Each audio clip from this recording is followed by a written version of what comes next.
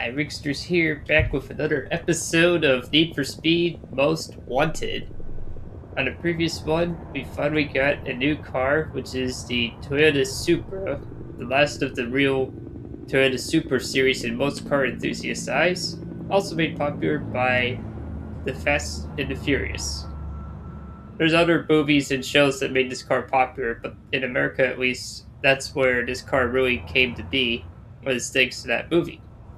So, on this episode, we continue doing the races and stuff on Blacklist 15, and let's get started with Toll Booth. Yeah, there's some upgrades I put on this car as well. It's also the first time we do a different car as well. Because, well, up to this point, it's using the Ford Focus SVT. And plus I wanted to do a different car as well. Now this car is a lot bulkier feeling than the Ford Focus, but it doesn't mean it's a slouch in the turns, it's just you can feel the weight. Wow. And just like before, Toll Booth races and sprint races are my favorite mode in this game. As a casually hit it, because why not? So, basically, long story short, what Toll Booth races are basically timed sprint races.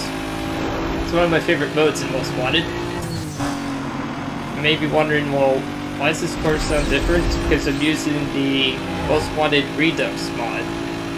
Very good PC mod that enhances the game and also adds a lot more cars that never came with the original PC version, and also allows the game to be in higher graphics and fidelity as well. And as for the car itself in this game, it's really cool. And they really did a good job with the inline-6 turbo noises. It actually had two turbos. One for higher RPM and one for lower. It was a pretty complicated setup by the 90s standards, early 2000s. It's a pretty hefty car for its time, but once it was souped up and tuned, man, people did all sorts of things to these cars. They're still, to this day, at least in America, but they're more famously known for in real life, street legal-wise, Supras doing impressive drag times, making like up to the tunes of 1,000+ horsepower, depending on the state of tune. Sometimes they even have their engine swapped as well, which is pretty cool. I mean, this particular Supra, I just basically made it look very close to what you get from the first boss, so it saved me a lot of money in the game. Yeah, that was a good time. 45 miles an hour. Yeah, that's the whole reason why I beat that race. And more lore. Get more than one car, yep. Yeah, actually you can get game over in this game if you run out of cars or they're all impounded. That actually is a possibility. However, that being said, it is pretty rare to have that happen. I mean, you have to drive really bad in this game to do that, but it is a possibility. So let's go back to the safe house. Alright, so the first race is done. The next one I'm going to do is Toll Booth with maximum cop probability, because why not? So yes, this is how you progress in Most Wanted. And if you don't like it, well, this is how games were made back then. I mean, this game was made back in 2005 originally. I do love driving the Supra in this game. It's very capable at the higher speeds. Definitely feels faster. Not sure if it's actually going faster. But it certainly drives with more power and authority than the Focus, which, don't get me wrong, Focus is a really good car in this game with the mod. Most Wanted Redux, but I like to drive the style of the Supra a little bit more, personally, at least for a game like this. It's just because, well, a lot of the roads, not all of them, really suit this car's capability. Focus is better at lower speeds turning, where this is better at the medium to high speed turnings. As I do driver confidence by hitting the barrier. Don't make mistakes. I mean, I would be lying if I was saying I'm the greatest racer at this game, which I'm not. Not even close. There are some people that play this game that done probably speed runs that probably beat this game in less than 3 hours. Real time. Not recorded time. Real time. It is probably possible, I bet. But I'm just speculating that you probably could beat this game in less than 3 hours if you really knew what you were doing. I mean, that would be a cool idea, but it's too stressful. Also, police cars. Bonk. There you go. And in the last episode, I finally found out what CTS means. It's shorthand for across the state. I thought it just meant pursuit critical points, or critical time sector. But it actually means across the state. Now, of course, since this is a video game, and you know, it's arcadey and stuff, obviously, of course, I wouldn't be doing this stuff in real life, because 1, it's illegal, 2, it's dangerous.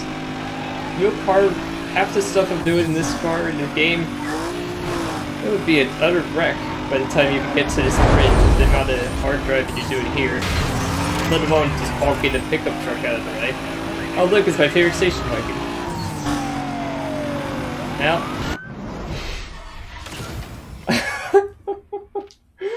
if you look closely, you can see the generic Ford Crown Vic model bashing through that. I'm definitely going to use this as the thumbnail. And you will see this as the thumbnail. This is a perfect thumbnail. Or one of those lol game being game moments, indeed. Oh, hey, look at that. Now we can do 2 birds with 1 stone. Escape time in 2 minutes and... Oh wait, so we have a pursuit evade and a pursuit time. So let's do the evade since we're at low heat level. And we're at heat level 1. So I just need to head towards the cool zone. I call it the cool zone, it's not really called that. It's where all the cool cars hang out. And that's how easy it is to avoid heat level 1 when you have a fast car like this. I mean, it took me only, what, 13.28 seconds? Yeah. So, that's why, if you want to actually get pursuit bounties and stuff, it's best to do the pursuit escapes when you're at low heat level, so you get that done first, and then just do the other stuff. That's just how I found it to be easy. Or easier. Oh, jeez.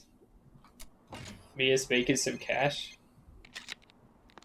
Hey, I've been digging around and it looks like that Mia chick's laying a lot of cash on you. Wow. I don't like her. That's funny. I've never seen this in the lore. I forgot. That means the cops are probably watching her. I'd stay away if I were. Wow. Raug is one of the handlers that allowed you to try to take down the illegal street racers. That's hilarious. So he actually does find out Mia is doing side bets, making money while you're doing the races. I didn't know that. It's just a story lore thing, though. That's pretty much what that means. So, guess what? It's back to the safe house again. Okay, so you might be saying, "Great, Riggs, can you do something different?" Yes, you get to do sprint. Oh yeah. Okay, so now we actually have other cars here. We have a Toro AE86 Toyota, a Ford Mustang, and a Scion FRS or Toyota 86. Oh wait, that might be the Subaru BRC. It's so hard to tell because they're very similar with slightly different suspension to the cars.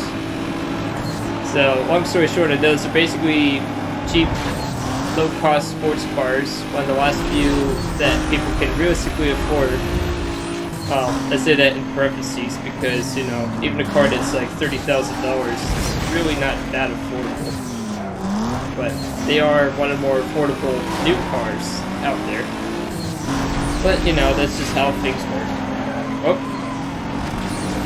I walked into him. Oh no, the new split pedal failed. Whoops.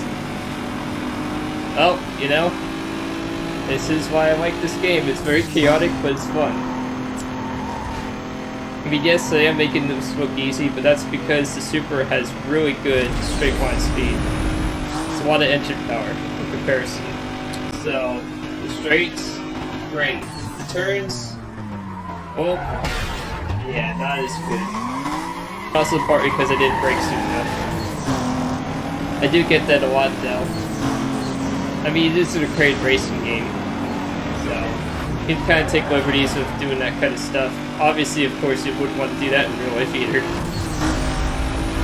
Apply some more nitrous, because why not? I want to get this car going fast. Get some more speed.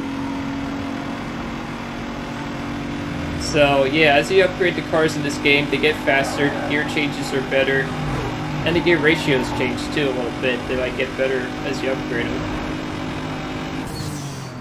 Because I can tell you, at late game, when I played this game last year, on camera and stuff, just doing it for fun, in the non-modded version of this game, some of those gear transmission upgrades really change the way the car drives in terms of acceleration. Oh no, we might actually lose our first race. Lost to the first boss. Looks like we're gonna lose to the first race. Yep, actually lost. So guess what? Gotta do it again. This is what I mean. The game is harder now. And that's fine. So, take 2. Try this again. So, yeah, this is what I mean. Once you reach to this point of the game, this is where the bugs come off and the game throws more challenges. Or at least it's more challenging to do. Oh, that almost hit the newsstand again. It's kind of funny, the newsstand in this game, I think is an older Chrysler Town & Country, or it could be a Dodge equivalent. It could be the Dodge Caravan. I think it's actually the Caravan, because Caravans are usually not as styled, so might be different. So I save up some nitrous for the straights. It takes a while for the first nitrous upgrade to fill. Later in game, nitrous fills much faster than this, so you don't have to wait as long to press the nitrous button. But you will be using a lot in this game. Actually now, for the first time in the series, really have to actually use the nitrous. Oh, and once again, guess what? I hit the bump. That's a joke. This turn always gets me, that sharp 90-degree right-hand turn. And look, it's the Dodge Caravan again. Car jokes. No, just kidding. In some games, when you ride that close to a car, you get bonus points, such as in Forza Horizon 4 and 5, respectively. Not in this game. It's just you get ski. That's ski. I don't think that even fills the nitrous bar. I think it's just based on the timer.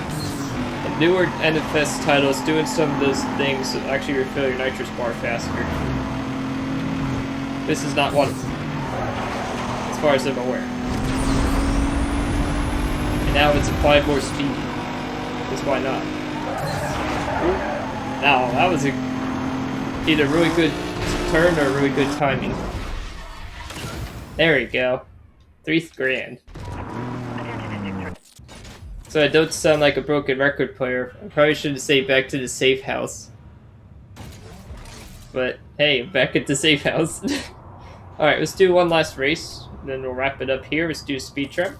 So, now we have different opponents. We have a Mazda RX-7, Mazda RX-8, and some other cars.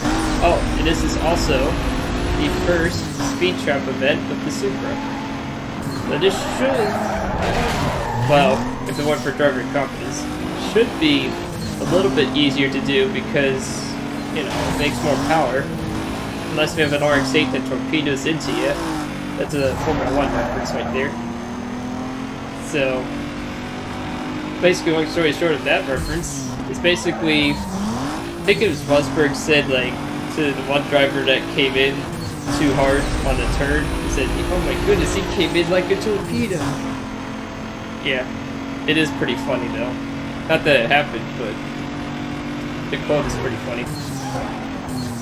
So, that was a pretty good speed run there, 144 in that one. I love the little turbo sound effect. It's really nice. It's a little blow-off valve effect. That's what that means. It basically just means, you know, the turbos are wastegates engage and re-engage at certain revs. So it just basically just means like the turbo briefly has like a blow-off shut-off valve and then quickly re-engages so the turbines keep spinning. Because long story short, basically what turbos do is they use exhaust gas to add more power. There's much more to it than just that though, but that's long story short. Very brief overview of how turbos work. There's a lot more involved with it than just that. But it's another forced induction method that's very popular. Especially nowadays, with a lot of sports cars and general cars for that matter too.